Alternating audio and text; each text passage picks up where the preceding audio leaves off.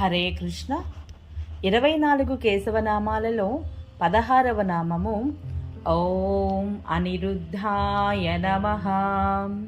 ఇక్కడ శ్రీ మహావిష్ణువు గద, శంఖం, పద్మం, చక్రంతో విరాజమానుడై ఉంటాడు.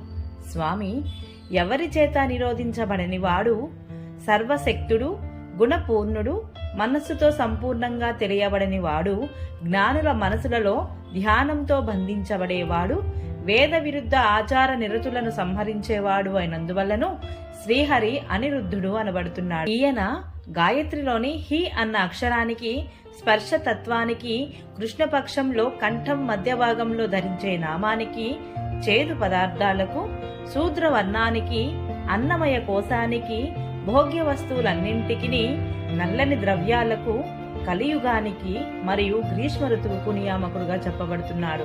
హరే కృష్ణ.